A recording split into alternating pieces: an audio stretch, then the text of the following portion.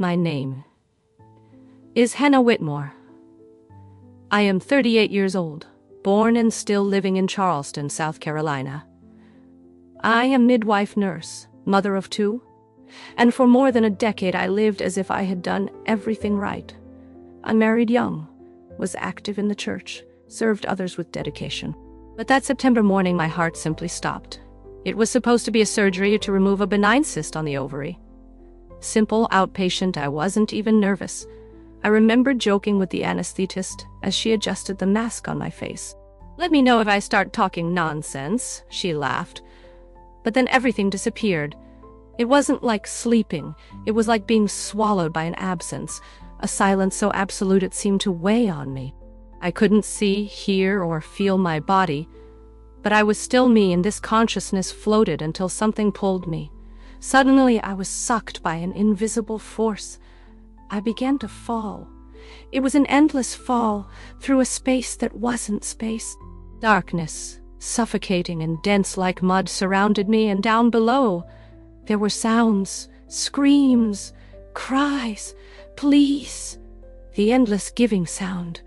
My instinct screamed, "Go back, go back," but there was no escape. I was already there. When I stopped falling, my feet touched dry, cracked ground.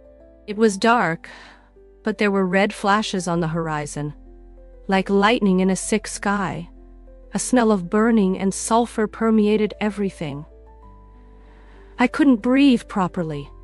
The air was thick, full of dust, of suffering. Then I realized I wasn't alone.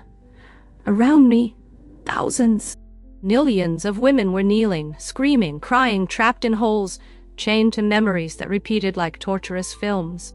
The scariest thing was ordinary women. Some in church clothes or others in aprons, others holding family portraits. They seemed like mothers, neighbors, women I could have attended to in the hospital. Some I even recognized. Aunts, teachers, a Sunday school teacher. I whispered, "Where am I?" But I already knew. My chest tightened with a pain that wasn't physical.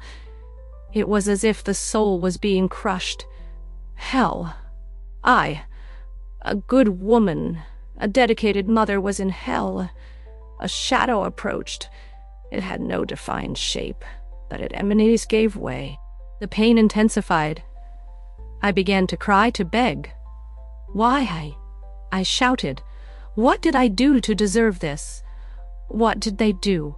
At that moment, a light appeared, soft and golden, and for an instant time seemed to stop. That light was different from anything I had ever seen. It didn't blind, but illuminated to the depths of my soul. It was like relief amidst the pain, a caress after years of anguish. When it appeared, the screams around diminished, as if hell itself stopped to listen. From within it, a voice was heard. It wasn't male, nor female. It didn't come from outside, but from within me, as if it was resonating in my own spirit. "You ask for understanding. It will come. But are you prepared to see the truth?" My first reaction was to deny. My body, or whatever was left of it there, trembled. The truth? I had no idea what it could be. And I didn't understand anything. I was surrounded by good women like me. I was good. "It's not possible that God sent me here," I whispered. "I served. I was faithful. I gave myself until I forgot myself." The light remained silent for a moment. Then it expanded, and it was as if the walls of reality opened before me. A kind of living screen appeared in the air. On it, I began to see scenes, flashes of lives that weren't mine. Different women, different times, but all with a pattern.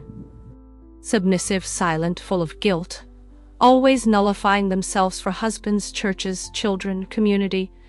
A woman in the 50s trapped in an abusive marriage, smiling while serving dinner to the man who cheated on her.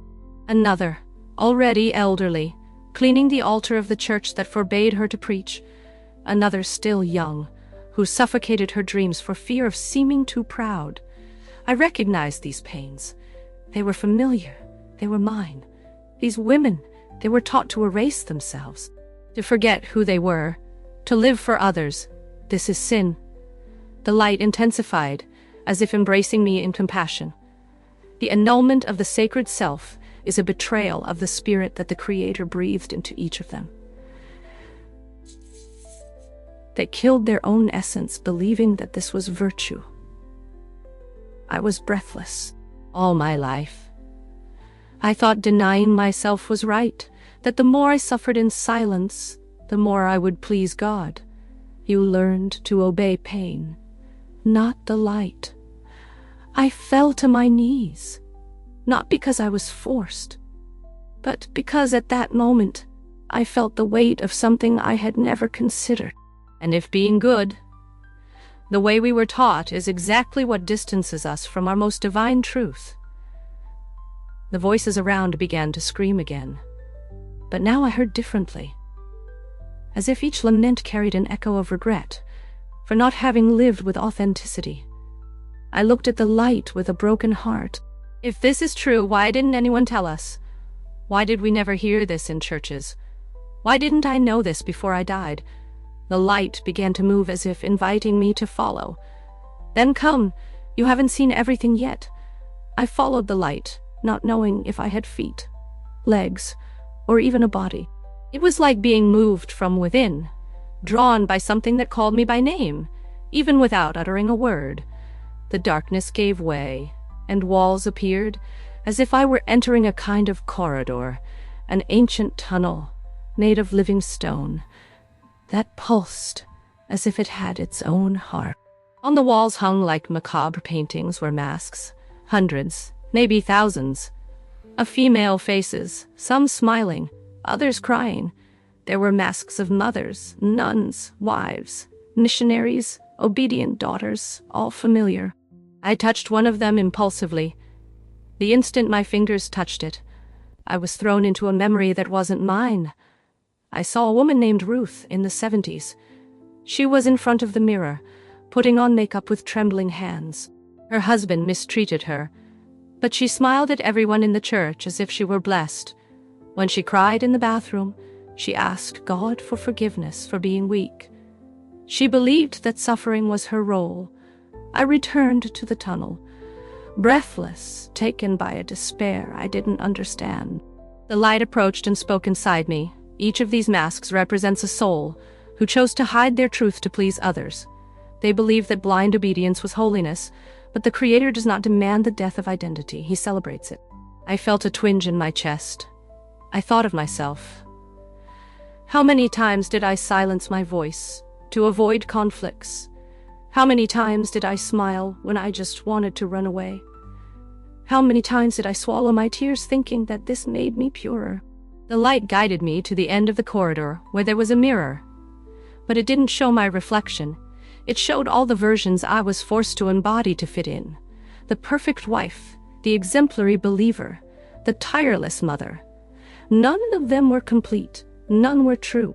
I began to cry, but I just wanted to do good. I didn't want to make mistakes. Good is not submission. Good is truth.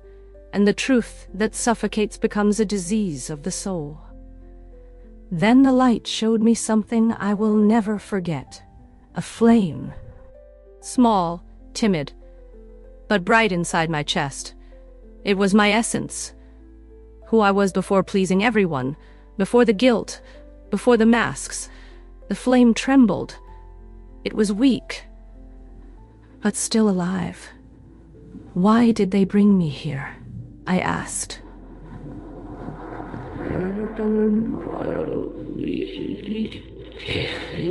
The light was silent, and then pointed to a new door that appeared on the wall.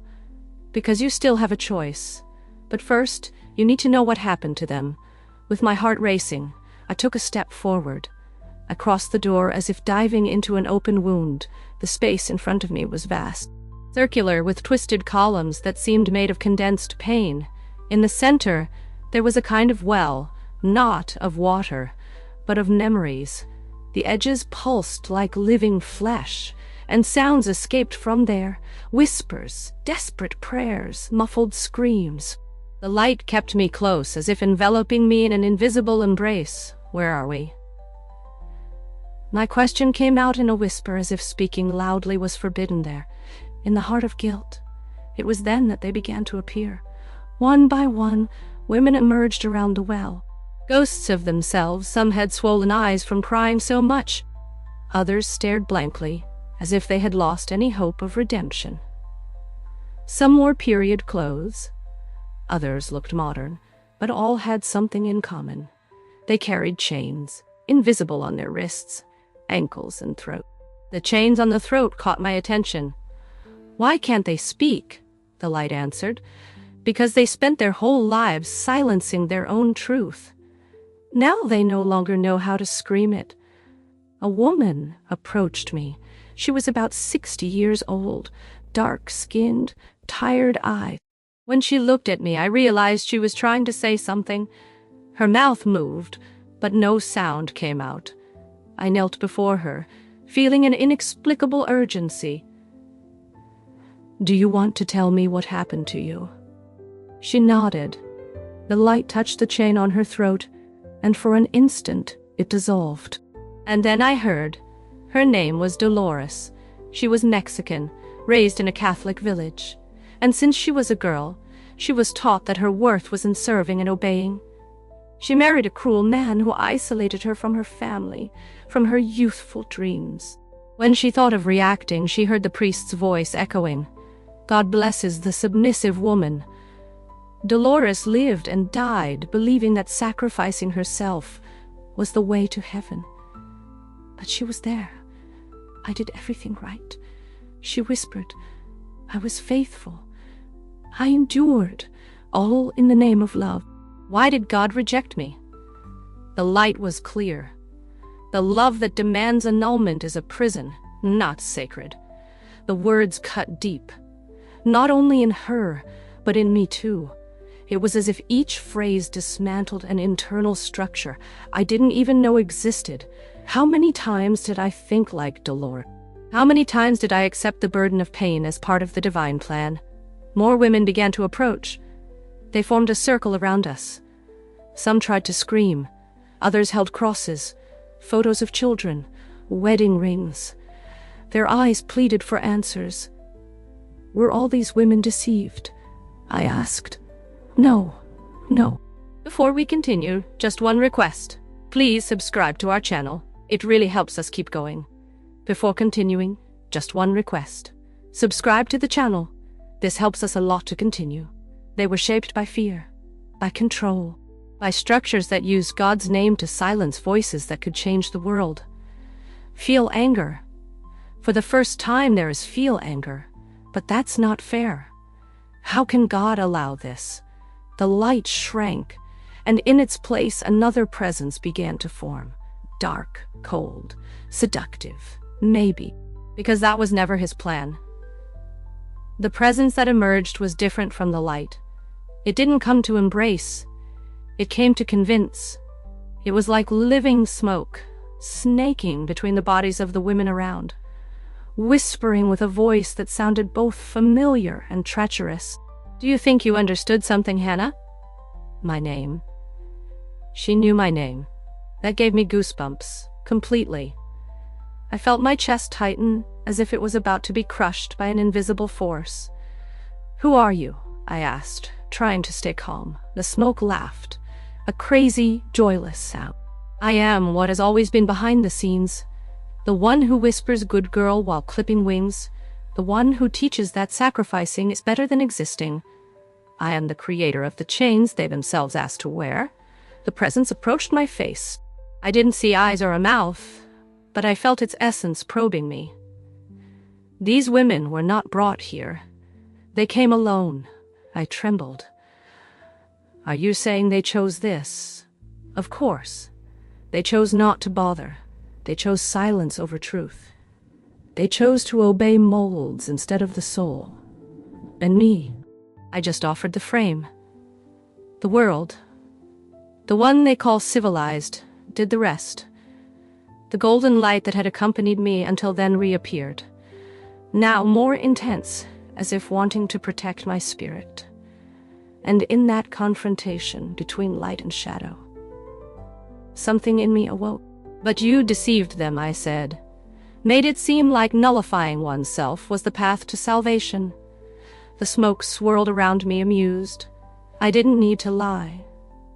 I just needed to repeat, repeat, repeat, repeat. Until they believed. I used the right voices, pious husbands, charismatic, religious leaders, even well-intentioned mothers. And they accepted, because it was easier to be loved as a martyr than to risk being rejected as authentic. I stepped back nauseated. Each word reminded me of small decisions throughout my life, times when I stifled my anger, times when I pretended to be okay, times when I apologized for simply existing intensely. The light spoke within me. This is the truth that almost no one wants to see. The prison is not outside, it is in the choices we make when we are afraid to be. Who are we?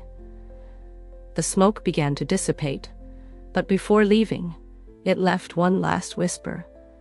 "And you, Hannah, will you continue pretending to be a good girl, or will you finally exist?" I felt the ground shake beneath my feet. The chains on the other women began to vibrate as if something was changing. The light turned to me.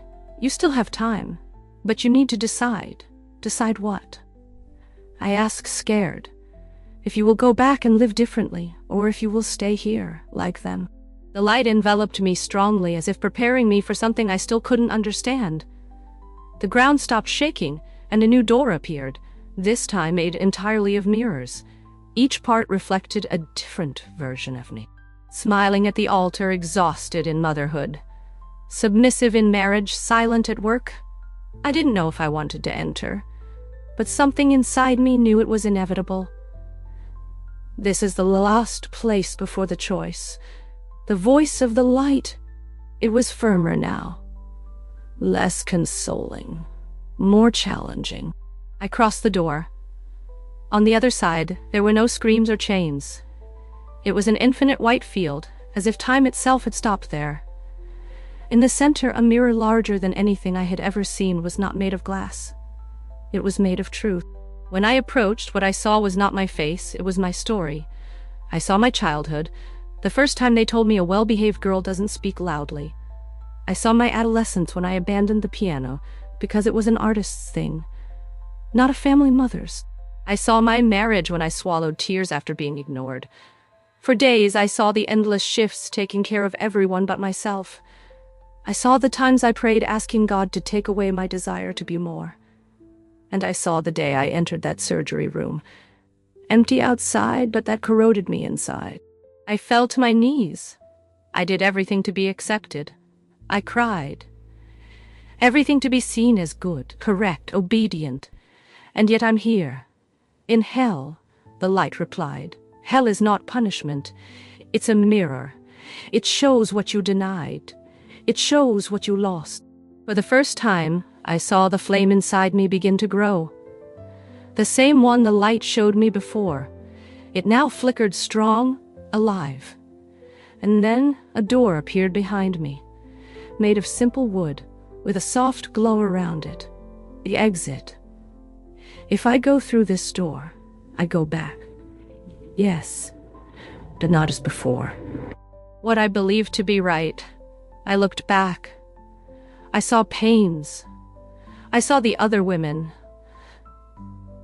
Some looked at me with hope. Others with envy. Others with despair. And them. Each soul has its time. Some have already chosen. Others still can't. But you are on the threshold. But hesitated. What if I don't know how to live differently? Then learn. Relearn. Rebuild yourself. This is the new faith. I closed my eyes and crossed the door. I opened my eyes with a start as if emerging from drowning. My whole body trembled, and the first thing I felt was pain. Not the physical pain of surgery, but something deeper, as if my soul was trying to roast around, machines beeping. I was in the recovery room. A nurse shouted for a doctor. I saw faces, masks, the anesthetist, the surgeon. They all seemed relieved. "Nicole," someone murmured, but I didn't feel any miracle. I felt weight.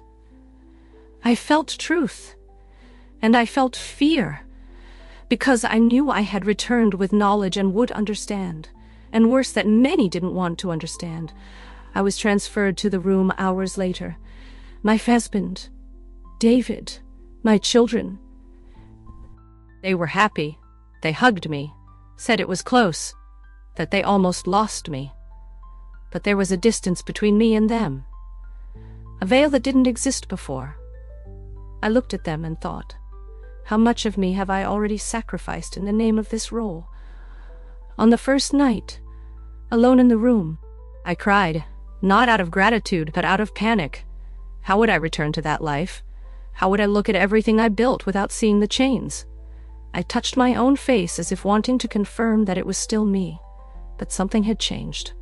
I felt more whole and more exposed to. A nurse came in and reflexively I thanked her. "Thank you for taking care of me." But when she replied, "Imagine, it's my duty," a phrase shot inside me, like a whisper from the light. Duty is not love. Sacrifice is not holiness. Silence is not virtue. I stared at the ceiling for hours, and it was there that I understood. The experience didn't end with the return. It had just begun. The next day, the hospital chaplain came to visit me. He was a gentleman with a soft voice. He asked if I wanted to say a prayer of thanks for surviving. And on impulse, I said yes. But when he started talking about divine purpose, something in me stirred. And before I realized it, I interrupted. "Do you believe that God would want a woman to nullify herself her entire life in the name of others?" He looked at me surprised. "It depends on what you mean by nullify." I took a deep breath. Giving up on one's own dreams, one's own name, one's own voice, living stifling truths to maintain appearances. Is that virtue, or is it prison? He was silent for a few seconds. Then he just said, "You went through something important, didn't you?" I nodded with teary eyes. "Yes, and I still don't know how to tell." But I knew I needed to tell. I knew that if I kept quiet, that flame that began to grow inside me would die again, and I wouldn't go back to that place. Never again. Being discharged was strange. On the outside, everything seemed normal. I signed papers, wore the clothes I was supposed to go home in, smiled at the nurses. Inside it was as if the hospital was expelling me back to a reality that no longer fit me. The same house, the same smells, the same furniture. But I was no longer the same, and this became evident very quickly. At the first family dinner, David thanked God for my life with the children with their eyes closed. When he finished, he looked at me and said, "Now just rest and go back to being the Hannah you always were." The Hannah you always were. The phrase hammered in my head. The same tone I heard so many times in childhood. Behave. Don't exaggerate. Don't speak so loudly. Don't dream so big. But now I could no longer accept it. Days later in church, the inevitable happened. The pastor called me to give a brief testimony. People were smiling, expecting to hear about the miracle. I went up to the pulpit with sweaty hands, heart racing. I looked at those people, many of them, women like me, faithful, kind, extinguished, and I spoke, not about the miracle, but I told what I saw, the chained women, the reason that held them there, the silence, the denial of themselves. Faith turned into prison, the truth hidden behind the mask of being good. At first, people listened in silence. Then came the discomfort. Some looked away. Others whispered. When I finished, the pastor immediately went up, tried to soften everything, said I was emotional, still recovering that near-death experiences can be misleading. But I saw. In the eyes of some women, I saw. They understood. David said nothing on the way home. Just the next day during breakfast he said, "You need to stop saying these things, Hannah. You'll end up confusing people." I looked at him and said with all the calm I could gather, "Maybe they need to be confused to finally wake up." He was something new in his eyes, but there was something new in his eye. Fear, anger, insecurity. That night I locked myself in the bathroom. I looked at myself in the mirror. For the first time in years I saw the flame, alive, growing, and along with it, the certainty. Living with truth would make me lose many things. The approval of others. The false peace. The idea of being good. But the price of not living truthfully was hell, literally. I pressed my forehead against the mirror and whispered, I will not go back there, even if I have to die again. Time passed. Not much, but enough to realize that my old life was crumbling. I lost friends. Some women from the church avoided me in the hallways. Others crossed the street. I heard people say that I had been touched by something during my deed. That true faith did not contradict the teachings of submission. David started sleeping on the couch. He said he didn't recognize me anymore. Neither did I. And honestly, I didn't want to recognize myself in that old version. I started writing. The memories came in waves. Hell. The chained women. The smoke that spoke like an old friend. The light that showed me the flame inside me. I began to remember not only the experience, but my life. How I lost myself piece by piece. I realized how many times I smiled while dying inside. How many words I swallowed. How many dreams did I shelve? How many times did I apologize for existing intensely? One day I had an impulse. I went to the attic. I rummaged through old boxes. I found a notebook from my teenage years. In it were poems, drawings, plans to be an artist. Something my mother tore with her eyes, saying, "You will be a wife, mother, woman of God. That is vanity." I felt anger, but more than that, I felt mourning. There were pieces of me that were buried alive. I went down with that notebook and went to the backyard. I took a cardboard box. I put inside it everything that represented the molded persona. The church apron, the model wife pins, the first Bible with notes that weren't mine, but from others telling me what I should feel. And then I struck a match. The flames danced quickly, hungry. As everything burned, I felt as if something was also burning inside me. The guilt, the fear, the burden of having to please all the time. I cried, but it was a clean cry, not of despair, of liberation. That same night, I did something even more courageous. I wrote a text about my experience and posted it in an online Christian women's group, not as a denunciation, but as a request. Do you still remember who you were before you molded yourself to what others wanted you to be? The next day, I woke up to hundreds of messages, many of support, others of fury, but among them all were confessions. I also died inside, and no one saw. I'm afraid to be myself even today. I saw something similar, but I never told anyone. I felt a shiver. It wasn't just about me. It never was. Those women from hell, they still existed. Here, living smiling, dying silently. And maybe, just maybe, I had come back to help them rekindle their own flame.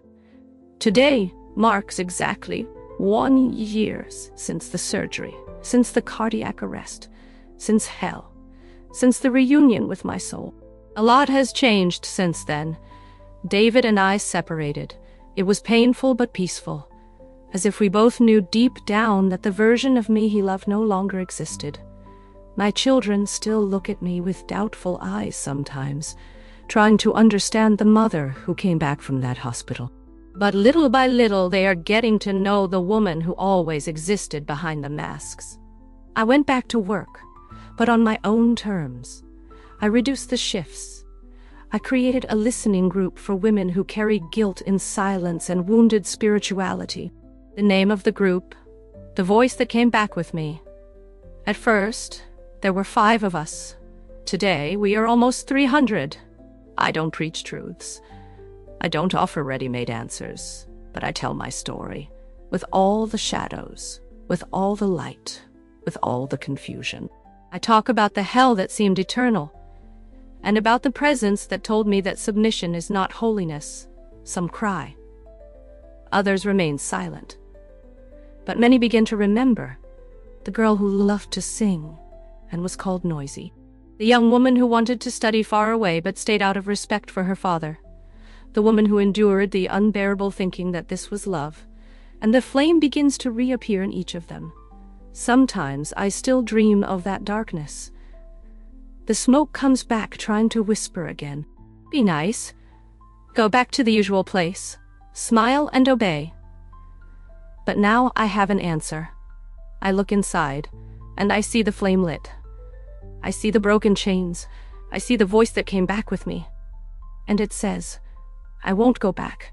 Never again. Because now I know. I know that hell is not made only of grotesque sins, but of unlived lives, of silent souls, of hidden lights. I know that God, the true one, doesn't want me extinguished. He wants me whole, firm, bright. He wants me alive. Today, every word I write, every woman I embrace, every is a small liberation for me, for Dolores, for all those still in the corridor of masks. And if you listen this far, maybe this story isn't just mine. Maybe this is also your flame trying to shine again. Maybe you also have a choice to make, because hell doesn't start after death. It starts the day you stop being you. But heaven begins when you return. And now I have returned, whole. And now I have returned, whole.